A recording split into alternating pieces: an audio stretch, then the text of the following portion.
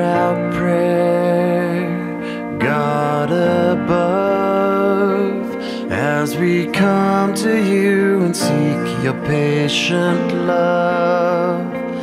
Hear our hearts, hear our minds, hear the echoes of the words we cannot find. Be our hope, be our guide. In our wanderings of weakness, break our pride.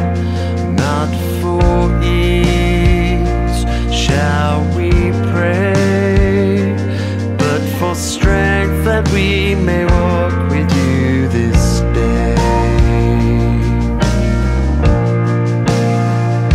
So we pray in faith, your will be done, as we long to see your kingdom come.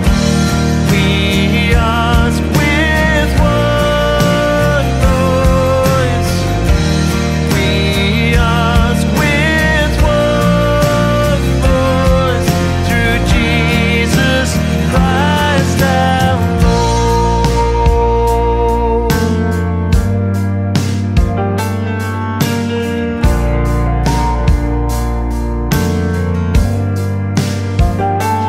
Hear our prayer, faithful one.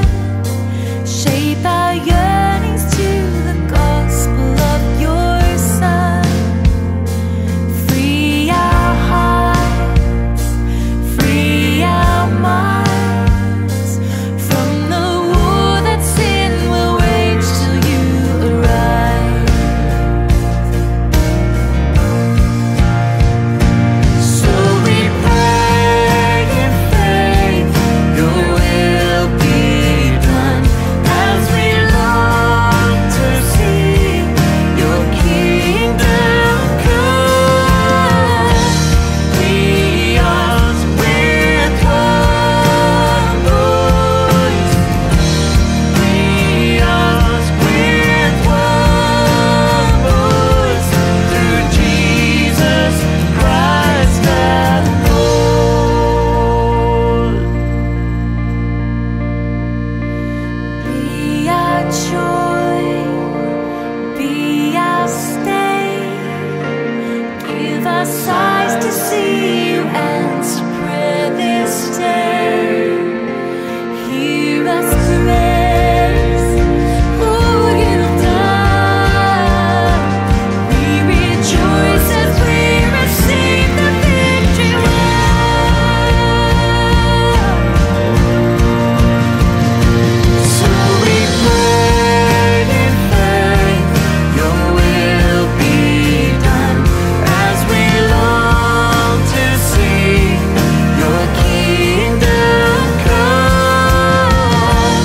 We are with one voice, we are with one voice, we ask with one voice, through Jesus Christ our Lord.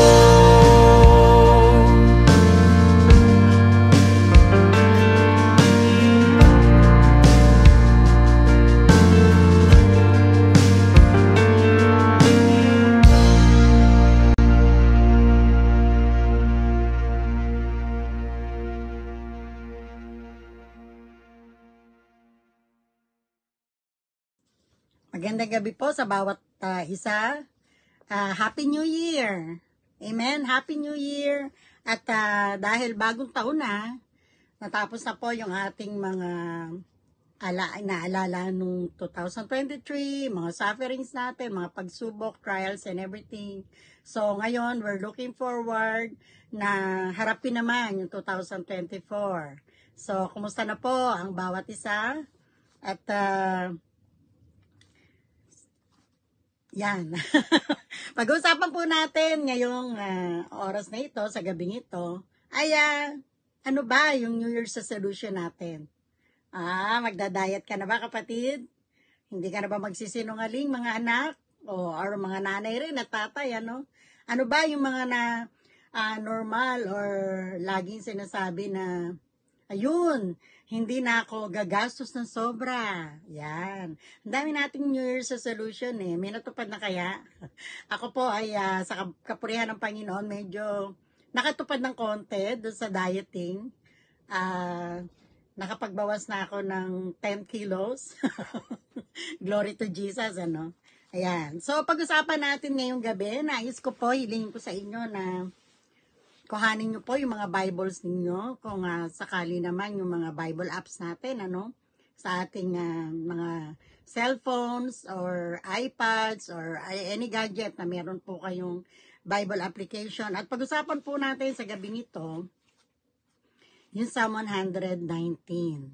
So, congratulations, River of God, sa inyong church planting, di ba? At nakasunod po ako, nakatungay ako sa bawat bagay na ginagawa ng Panginoon sa buhay ng River of God Revival Church Marilao Chapter. Amen? So, ayan. Nandyan na po ba yung Bible nyo? Hawak nyo na po ba? Or yung basta may mga Bible apps nyo? Tayo po muna ay sandaling manalangin. Panginoon naming Diyos na makapangyarihan sa gabing ito. Marami pong salamat sa pagkakataon na muli kami ay makakarinig ng iyong banal na salita, mapagbubulay-bulayan yung misteryo ng iyong banal na salita sa gabing ito. At hayaan mo, Lord, na maunawaan namin, maisa puso, tulungan mo kami, guide us, Panginoon, na tumimo, hindi lamang sa aming isip, kundi dito sa aming mga puso, yung nais mo ituro sa amin sa gabing ito. Maraming salamat po sa iyo po ang papuri, sa pangalan ni Jesus. Amen and amen. Yan, magandang gabi pong muli sa bawat isa. Medyo malamig po ang panahon dito, kaya si Sister Sid ay, si Mami Sid ay medyo nasip po ng konti. So, buksan nyo po yung inyong mga Bible sa Psalms 119, 30, from verse 33 po. Amen. So, itong Psalms ay declared as anonymous Psalms or hindi alam kung sino yung author nito. But then, yung iba po ay sinasabi na baka ito ay sa universally, no, marami nagsasabi na baka ito ay awit ni Prophet David. Kinompose niya sa buong, di ba, throughout his entire life, sabing ganyan. At yung iba naman, nagko-conclude sila na ito ay yung tinatawag na post-exilic songs na magmula noong panahon ni Nehemiah or Ezra. Anyway, kung ano man siya, ang mahalaga ay pag-usapan natin sa gabing ito, ano ba yung nilalaman ng Psalm 119 from verse 33. Amen? So, ayan. At tingnan natin kung ano magagawa nito sa ating buhay, lalo na po ngayon. Kabubukas pa lamang ng 2024. Ano ba talaga yung magandang resolusyon?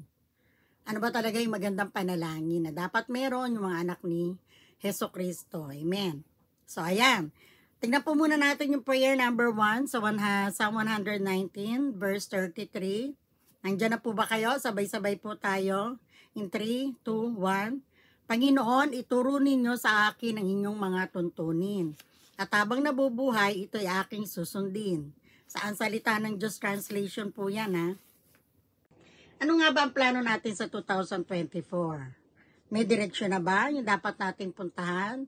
Or yung dapat puntahan ng church? The church is tayo mismo, no? Babase ba tayo sa sinasabi ng ibang tao? Sa mga sinasabi ba ng bawat pastor sa bawat churches? Or susunod ba tayo sa kalakaran ng mundo?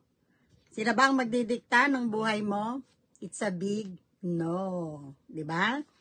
So, tingnan natin kung bakit natin dapat maging prayer itong Psalm 119:33, ano? Dahil inaamin natin na hindi natin alam kung paano patatakboy ng buhay natin. Pero, alam ng ating Diyos. Amen? Kaya kung medyo nandun yung takot natin, nag-aalala na naman tayo, like yung mga nagdaang taon na meron tayong pandemic, ay tingnan natin, take heart. Sabi nga, take heart. Amen? Pero syempre, hindi lang naman tayo puro po pray lang pray. Diba? Kailangan determinado tayo. Determinado tayo na sumunod, sundin kung ano ang tinuturo ng ating Panginoon. Ako po ay nagkakamali pagka nandyan po ako sa Pinas, ako'y nagda-drive. So, gumagamit po ako ng tinatawag na Waze o Google Map, ano? Tigas ng ulo ko eh. Tinuturoan na ako ng daan ni Waze eh. Pero kung saan pa rin ako pumupunta. Diba? Kasi kung saan yung pinakamadali na alam ko, yung pala, nagbago na yung daan. May skyway na or there's something na binago yung daan. Ayun. Naligaw si Sister C hanggang sa kuminsan ay nadadali pa ng pulis. Pero mabuti ang Panginoon dahil alam niya po pa rin kung anong gagawin sa atin. Yan. Yun nga kapag ka nagtatanong ka sa Waze, tapos hindi ka naman sumunod, nagtanong ka pa. Sana hindi ka naman nagtanong. Amen? Humingi ka pa naman ng tulong, hindi ka naman pala susunod. Yan. So, basta tingnan uli natin, ito yung resolution ng psalmist or ng mga awit sa prayer niya. Sabi niya, at habang nabubuhay, ito'y aking susundin sa English Standard Version. I will keep it to the end. Yun ay resolution, hindi lang pang January or hanggang December 2024, kundi panghabang buhay. Hindi pansamantala, kundi pansamantagal at panghabang buhay. Ano yung resolution? At habang nabubuhay, ito'y aking susundin. Di ba? Hindi sinabi na Panginoon, ituro nyo sa akin ang inyong mga tuntunin. At ako po ay magdadayat na. Ang sabi, at habang nabubuhay, ito'y aking susundin. Saan salita ng Diyos? And I will keep it to the end. To the end. Susundin ko. Resolve not just to study the word, but obey. Yan po yun But obey. So, resolve to obey. Di lang pang January, di lang pang December, but all our life. Buong buhay natin. So, tinuturo sa atin ang unang panalangin na to. Ituro nyo po sa amin ang daan na dapat naming lakaran. At ito ang susundin namin habang buhay. So, habang sinasabi natin to, lagi kayong hawak sa puso para titingnan natin kung naitatanim ba talaga dyan, naisasaksak ba talaga dyan, naipupukpok ba talaga sa puso natin yung mga prayers na to. Amen? Okay, prayer number 1 yon. Prayer number 2. Psalm 119:34, sabing ganon, bigyan ninyo ako ng pangunawa sa inyong kautusan, at ito'y buong puso kong susundin at iingatan. Ano resolution doon? At ito'y buong puso kong susundin at iingatan. Amen? Malinaw naman ang salita ng Diyos. Amen po? Pero may mga parts, may mga linya na minsan parang hindi natin maintindihan, no? Maybe because of some historical at cultural gaps. Kaya nga kailangan pag-aralan natin mabuti at humingi tayo talaga ng tulong sa Diyos para maintindihan. Amen? Hindi lang para sundin. Amen? Kundi ang sabi, buong puso kong susundin at iingatan, ang tawag doon, wholehearted obedience. Buong pusong pagsunod sa ating Diyos. Amen? At alam mo, yung pagbabasa ng salita ng Diyos, fuel yan. Para pag nagde-devotion ka, mas lalo ka, pansinin ninyo, pag everyday ka nagbabasa ng Bible, any time of the day, hindi po ako magsasabi ng pagkagising or bago matulog. Depende po sa conviction nyo yon. Ako kasi pag nakasakay ako ng tren, pagkagising ko, isang verse. Pag nakasakay na ako ng tren or nakasakay na ako ng bus, bago ako dumating doon sa akin pupuntahan, trabaho niya man yan or wherever, talagang hanggat maaari po talaga, tinutuloy-tuloy ko yung devotion ko or yung Bible reading ko kasi mahalaga na meron pong kinapupuntahan yung ating gawain sa Panginoon. Amen? So, ang end goal na ba yun? Magbabasa ka lang, iintindihin mo lang, hindi po ang end goal, hindi dapat panandalian lang, but persevering obedience. Amen? Prayer number 3 na po tayo sa Psalm 119:35. Ang sabing ganon, pangunahan ninyo ako sa aking pagsunod sa inyong mga utos dahil ito ang aking kasiyahan. Lead me in the path of your commandments for I delight in it. Yun ang paralangin ito ay ang ating pagkilala na kailangan talaga natin ng tulong ng ating Diyos. Ito ay ating pag-amin na hindi natin kayang maunawaan ang salita ng Diyos kung sa sarili lang nating pangunawa. Amen? Minsan nakala natin ganon pero hindi po. Talagang pagka nanalangin ka, hiningi mo sa Panginoon yung wisdom na nagmumula sa kanyang kapangyarihan, sa Holy Spirit, talaga pong mapapansin ninyo na iba ang daloy. Amen? Ayan, kaya nga sabi sa salin ng CSB, help me stay on the path of your commands. Ayan, kasi tayo maliligaw talaga tayo kung di tayo tutulungan ng Diyos. Amen? Kaya kailangan natin ng tulong ng Diyos para tulong ng ating Panginoon para makabalik tayo lagi.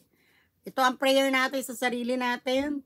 Ito rin po ang prayer natin sa mga kasama natin sa church, especially yung mga hindi pa po bumabalik, ano? Giging giver mo, wala pong mababawas sa'yo. Madadagdagan pa po ang kaba ng kayamanan mo. Maniwala ka po. Hindi po sa akin, maniwala ka po sa pangako ng Panginoong Diyos. Di ba? Yan, kaya kailangan natin ng biyaya ng Diyos. Kailangan natin ng biyaya ng wisdom ng Lord. That is why we pray. Kaya tayo nananalangin. Amen?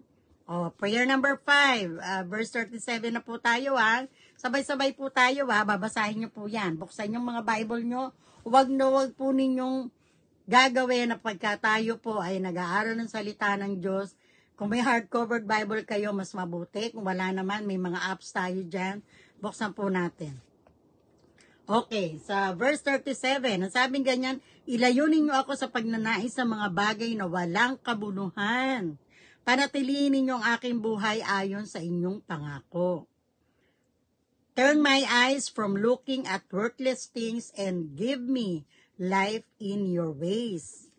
Yan. Dalawa yung panalangin dito, no? Napansin po ninyo, sabi, turn my eyes from looking at worthless things. And yung pangalawa, and give me life in your ways. Amen? Makikita natin dito yung connection ng direksyon ng puso natin sa mga bagay na tinitingnan natin, no? Okay. So, ang sabing ganyan sa ang Biblia, ilayo mo ang aking mga mata sa pagtingin sa mga bagay na walang kabuluhan. Marami yan eh. Mapapansin po natin yan. Amen? Pagkatingin ka na tingin sa isang bagay, ito. Usang-uso yung Shopee, di ba? Shopee, ano isa? Lazada, ano pa?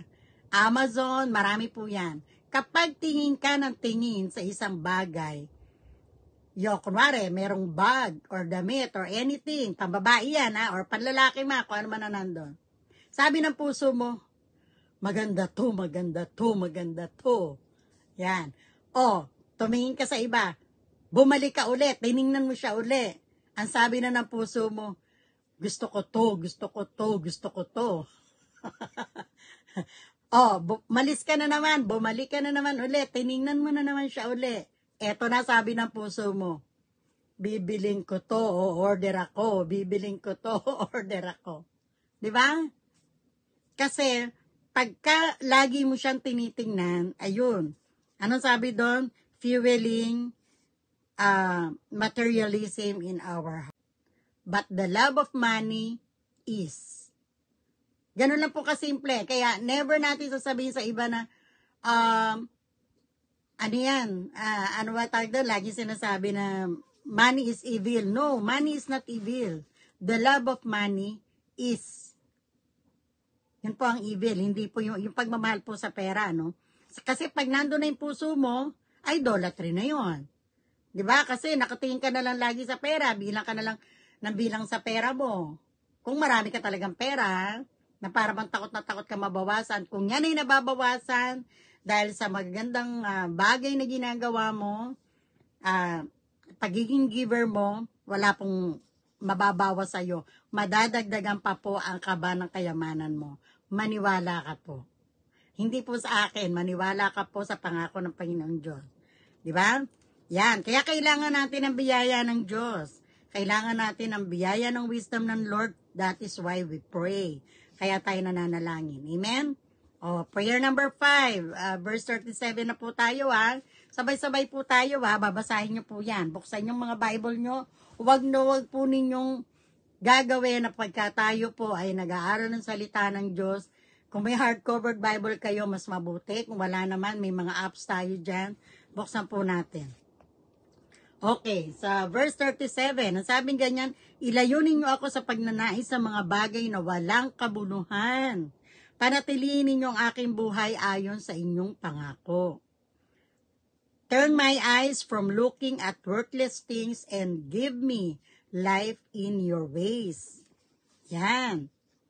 Dalawa yung panalangin dito, no? Napansin po ninyo, sabi, turn my eyes from looking at worthless things. And yung pangalawa, and give me life in your ways. Amen? Makikita natin dito yung connection ng direksyon ng puso natin sa mga bagay na tinitingnan natin, no? Okay. So, ang sabing ganyan sa ang Biblia, ilayo mo ang aking mga mata sa pagtingin sa mga bagay na walang kabuluhan. Marami yan eh. Mapapansin po natin yan. Amen? Pagkatingin ka na tingin sa isang bagay, ito. Usang-uso yung Shopee, di ba? Shopee, ano isa? Lazada, ano pa? Amazon, marami po yan. Kapag tingin ka ng tingin sa isang bagay, kunwari, merong bag or damit or anything, pambabae, naging lesson na rin. Kapag ka tingin ka ng tingin ko na mabibili ng pera mo, di ba? Fueling greed in your heart. Hindi mo na dapat kung titingnan mo man yung pera mo, tingnan mo muna, sino ba pwede kong tulungan? Hindi po pagiging self-righteous yun, ha? Sino ba pwede kong matulungan? Kasi tandaan po natin, binibigyan tayo ng Panginoong Diyos ng trabaho, ng pagkakataon na magkaroon ng pananalapi, para naman tayo maging blessing sa iba. Be a channel of blessings, sabi nga. Di ba? Amen. Yan. So, tandaan po natin yan, hindi po masama ang Shopee at Lazada, ha? Baka po ma-misinterpret nyo ako. Sa Facebook, di ba, mga social media. Ayan, magpo-post ka, may Reels, may TikTok, and everything. Tapos, hindi ka makatulog kasi tinitingnan mo eh. Binabantayan mo kung ilan na yung nagla-likes, ano-ano na yung mga comments. Kung good, tuwan-tuwa ka. Pag bad, medyo naaasar ka pa. So, hindi na po, nagkakaroon tayo na, ang tawag na po doon, fueling self-centeredness sa ating mga puso. Nangingiti ka, kapatid, ha? Kaya sabi ng psalmist sa kanyang panalangin, worthless things yan. Sabi niya, walang kabuluhan yan. Kailangan natin ng tulong ng Diyos para makita natin yung mga bagay na walang kabuluhan. Compare sa ganda ng salita ng Diyos. Ito po, isulat nyo po to pag gusto nyo, ha? When we look at the word more, our hearts will turn more for the word. Ulit. When we look at the word more, our hearts will turn more for the word. Yan. Glory to God. Okay. So, ang tawag doon sa ating panalangin na number 4 and number 5, eyes and heart for the word. O, tingnan naman natin itong prayer number 6 natin sa verse 38. Ang sabing ganyan, tuparin ninyo ang inyong pinangako sa akin na inyong lingkod, na siyang mga ipinangako ninyo sa mga may takot sa inyo. Sa ibang translation, confirm to your servant your promise that you may be feared. Confirm your word or confirm what you said. Patunayan mo yung pangako mo, sabing ganyan. Patunayan mo yung sinasabi mo, sabing ganyan. Ang galing ng psalmist dito. Talagang, ako po, nung nanganak ako doon sa aking pang-apat ay, talagang pinaalala ko sa Panginoon. Pinangako mo sa akin na itong batang to, pinangako mo sa akin, you will not leave me nor forsake me. Sabi mo sa akin, you are my shepherd. Lahat pinaalala ko sa Panginoon kasi nga lumabas yung anak ko, baliktad, una ang paa. Nakalawit ka agad yung isa. It's another topic. Nabanggit ko lang po, glory to Jesus. So ayan, kung ano ang plano at pangako ng Diyos sa atin, hindi tayo, sa pangako na ibang tao or sa pangako ng government aasa. 'Di ba? Kasi nangyayari sa atin kaya tayo nadidisappoint kaya nagkakaroon tayo ng frustrations kasi tinitingnan natin yung galaw ng mga government officials natin. Huwag tayo sa kanila tumingin. Itinalaga pa rin sila ng ating Panginoon dyan. Hayaan natin yung kamay ng Lord ang makikita natin na kalooban ng Panginoon niya kaya ganyan. May kinalaman si Lord dyan. Diba? Ganyan dapat yung mga reaction ng mga tunay na mananampalataya ng Panginoon. Amen? Kaya nga tayo nananalangin, di ba? Sabi natin, Our Father in heaven, hallowed be your name. Your kingdom come, your will be done. Di ba? Wala namang masama doon sa Lord, bless my plans this year. Okay yon. Pero tandaan natin na kahit anong plano pa natin, pagka hindi yan will ng Lord, do not be frustrated. Do not be disappointed. Kasi, di ba, may Lord tayo Hindi natin kontrolado ang lahat ng bagay, pero ang Panginoon, alam niya yan. So, number 1, ano sabi? It is about God's name. Our Father in heaven, hallowed be your name. Pangalawa, God's kingdom. Your kingdom come. Pangatlo, God's will. Your will be done. Diba? Yun ang attitude ng isang true servant of God or slave of God. Diba? Kinikilala natin at nagpapailalim tayo sa authority ng Diyos in everything, sa lahat ng bagay. Amen? Lalo na sa mga lingkod ng Diyos, if you have a right relationship with our God, available ang pangako ng Diyos sa iyo. Kaya kung may kamag-anak ka pa, may mga kaibigan ka pa, na hindi pa po nakakakilala sa Panginoon, at alam mo na wala pang tamang relasyon sa Kanya, go and make disciples. Yan po ang ating pakikisa sa Great Commission ng ating Panginoon. Amen? Yan. So, ang encouragement sa atin dito, kasi sabing ganyan, di ba? That you may be feared sa ESV. Sa CSB naman, for it produces reverence for you. Hindi naman talaga kasi yung object ng promise, kundi yung purpose ng promise ni Lord. Diba? Para saan? Ibig sabihin, ang pangako ng Diyos, hindi lamang para sa mga God-fearing saints. Ang pagtupad ng Diyos sa mga pangako niya ay magdudulot sa mga puso natin ng paggalang at pagka-amaze sa ating Diyos. Yung pagkamangha. O, diba? What an amazing God we serve. Diba? The more we know God's power and faithful love for us, the more we adore and worship Him and obey Him. Ulit. The more we know God's power and faithful love for us, the more we adore and worship Him and obey Him. So let us be encouraged, diba, to the Word of God, na gamitin natin sa panalangin natin for ourselves and for others. Ibig sabihin for others, para sa ating mga kapatiran at para sa mga tao na nais nating idulog sa ating Panginoon Diyos. Amen? Hindi po natin mararanasan yung buhay na yan kung hiwalay po tayo sa mga salita ng Diyos. Ito pa isa, pwede nyo po ito ilista. There is no life outside of God's will. Para sa mga mananampalataya, there is no life outside of God's will. Kaya gaano makatindi yung sufferings mga kapatid, kung hanggang ngayon man, 2024 na, nangyayari sa atin yan, nangyari na po sa amin yan na marami po nagsa-celebrate ng New Year. That was 1989, kung di po ako nagkakamali nung pinatay po yung sumunod sa akin na kapatid ko. At hindi ko maunawaan kasi nga, putukan, maraming mga nagsa-celebrate na nagsisigawan, Happy New Year. Pero kami lahat umiiyak. Kasi syempre namatayan ka di ba? Masakit. Kaya yun po yung sinasabi natin na maaring yung iba sa inyo nangyayari ngayon yan, Maaring merong mga naputulan ng daliri dahil sa paputok kagabi. Kaya next time, wag na po kayo magpapaputok. Pwede naman po magkale-kalembang, mga bata po kami, mga lumang kaldero lang. Anyway, napaiba na po ako. So, ganito po yun, Gaano makatindi yung sufferings natin, tiyak na tiyak pa rin ang pananatili ng Panginoon sa buhay natin. Tiyak na tiyak pa rin na hawak na ating Diyos ang ating buhay at ginagamit niyang paraan ng salita niya. Diba? Ang pagbabasa natin ng Biblia na nagbibigay buhay sa atin. Napapanatili ang buhay natin. Diba po, sabi ni Apostol Pedro, sabi niya ganyan, since you have been born again, not of perishable seed, but of imperishable, through the living and abiding Word of God. Sa 25, but the Word of the Lord remains forever.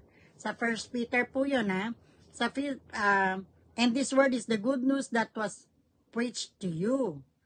Sa 1 Peter 2:3, if indeed you have tasted that the Lord is good. Diba? Pinanganak na kayong muli. So, may bagong buhay ka na. Sa pamamagitan ng buhay at walang hanggang salita ng Diyos. At ang salitang ito ay ang magandang balitang ipinangaral sa inyo. Gaya ng sanggol na bagong panganak, manabik kayo sa dalisay na gatas na espiritual, walang iba kundi ang Word of God. Amen? Upang lumago kayo hanggang makamtan ninyo ang ganap na kaligtasan. Yan. Yan ang ating 8 panalangin. So, ano ngayon na ating gagawin? Sa 8 prayers na ito, makikita natin yung panawagan dito, no? To pray these prayers. Gamitin po natin ito. Buksan nyo po ito. Sa 119 na to, hindi po masama yun. Hindi po nangangahulugan na ginagamit natin yung nababasa natin sa Bible bilang panalangin. Isa puso mo. Kasi pwede mo namang, Lord, bigyan mo po ako ng karunungan at hayaan mong isa puso ko ito. Kung kailangan mong kabisaduhin mo. Basta ilagay mo sa puso mo, wala pong masama. Amen? Yan. So, let us pray these prayers at tumawag tayo sa Diyos. O Lord, Yahweh, di ba? Help us. He is our covenant-keeping God. Makakatawag ka sa Kanya anytime. Bakit? Kasi siya yung guarantor mo. Siya yung guarantor ng New Covenant. That is why we pray, Our Father in Heaven, di ba? And then, sunod-sunod na yung prayer mo. And then, sa huli, anong sinasabi mo?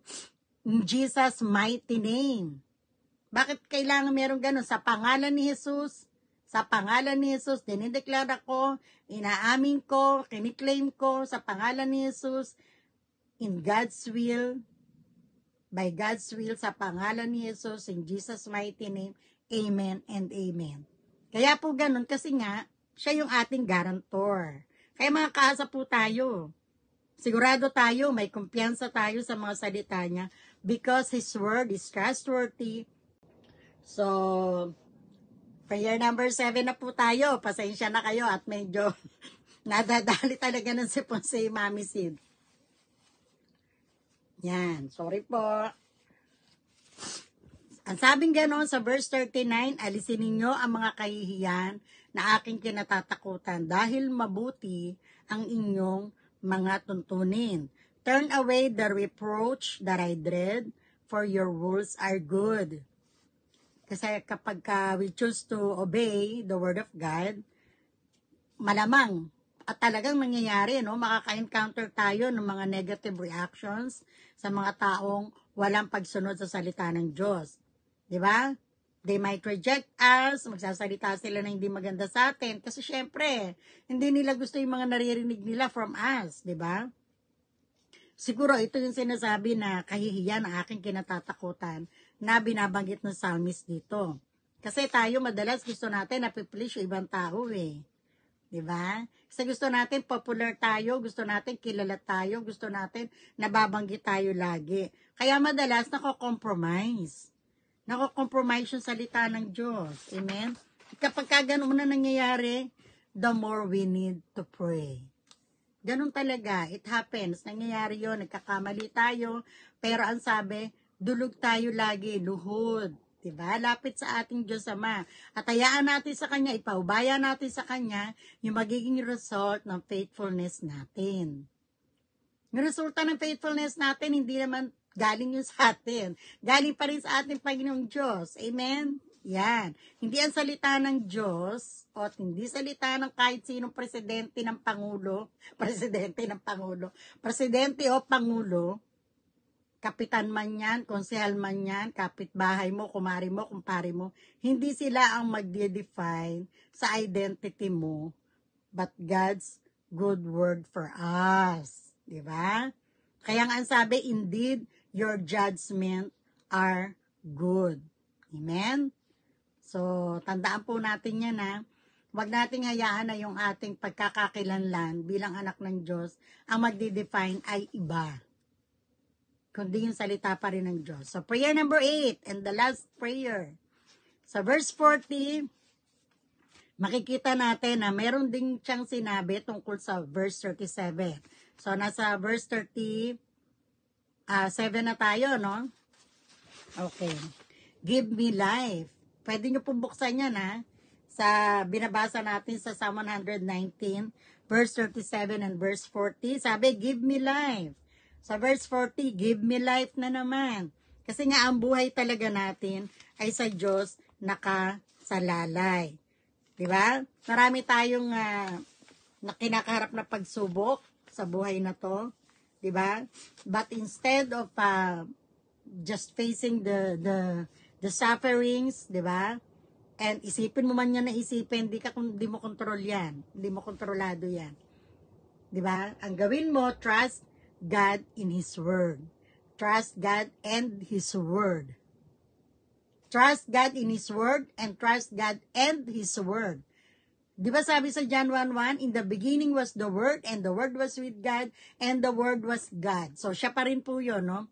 Diba nung tulad nung tinukso ng Diablo na si Satanas, ang ating Panginoong Diyos, after 40 days of fasting, di siya kumain. Anong sabi ni Jesus doon? Man does not live by bread alone, but by every word that comes from the mouth of God. Salita ng Diyos sa buhay natin. Si Jesus ang buhay natin, the bread of life na siyang daily bread na kailangan natin. Ibinigay na ng Diyos ang kanyang salita, ibinigay na ng Diyos si Jesu Kristo na kanyang anak. At makikita lang natin yon, makikilala mo lang siya, makikita mo siya, matitikman mo pa siya kung paglalaanan mo lamang siya ng panahon at atensyon sa araw-araw ng buhay mo. Yan, glory to God. Sige po, tayo po ay manalangin. Glory to Jesus, hallelujah. Panginoon naming Diyos, maraming salamat po sa pinibagong taon na kakaharapin namin muli, nakasama ka, Panginoon. Hayaan mo, Lord, na itong Psalm 119 ng mga panalangin dito, makita sa pamamagitan ng pagbabasa ng iyong banal na salita. Sa oras na ito, Lord, ay aking tinataas sa iyo patuloy ang River of God Church, Revival Church of Marilao chapter, Panginoon, na sa kanilang paghayo, Lord God, ay maging gabay kanila. At marami pa silang madala, marami pa mga panyatak na madala sa inyong paanan upang nasa ganong Panginoon ay magkaroon din ng tamang relasyon sa iyo. Sa bawat buhay na meron ng mga kapatid ko ngayon, meron mga nakakaranas ng paghihirap, meron bang may sakit, nasa banig ng karamdaman, Lord, be in control of everything. Be in control of their sickness, their disease, their lives, Panginoon. Be in control of all of us, Panginoon. Dahil alam ko, Lord, I believe na ano man ang gawin namin sa aming buhay, ano ba plano ang gawin namin, ano mang ipon, Panginoon, kung wala po kaming determinasyon na sumunod sa mga salita mo, wala pong magiging kabuluhan ng lahat. Hayaan mo na itong tatanungtunin namin 2024, Panginoon, kaya dadaanan namin, lalakarin namin, nakasama ka, hawak-hawak mo kami naman ay hindi ay kakapit lang sa iyo, hindi po kami bibito dahil Panginoon po kami po ang nakahawak sa iyo, malamang makakabito kami, kaya patuloy, Panginoon, paglapit namin sa iyo na kami ay tunay na samahan mo, hawakan mo, Panginoon, lalo na po yung aming mga isip at puso. Maraming salamat po sa nagdaang taon, ano man ang aming mga naranasan. We believe, Lord God, na lahat ng yun ay naging mahalaga sa buhay ng bawat isa. At ngayong 2024, Panginoon, muli ka naming aasamin, muli ka naming hahanapin, muli ka naming aasahan dahil ikaw lang po yung hope na meron kami. Wala po kami ibang pag-asa. Hindi po kami pwedeng umasa sa kahit isa, sa bawat isa, sa kahit na kanino, kundi sa iyo lamang, Panginoon. At hayaan mo, Lord, na maunawaan namin ang bagay niyo. Maraming salamat po. Maraming salamat po, O Diyos. Tunay na niluluwalhati ka namin, sinasamba ka namin, bibigyan ka namin lagi ng parangal sa buhay ng bawat isang mananampalataya. Thank you, Lord Jesus. Thank you, Father God. Ito po ang aking samo at dalangin sa pangalan ni Jesus. Amen. Blessing you. Glory to the Father, glory to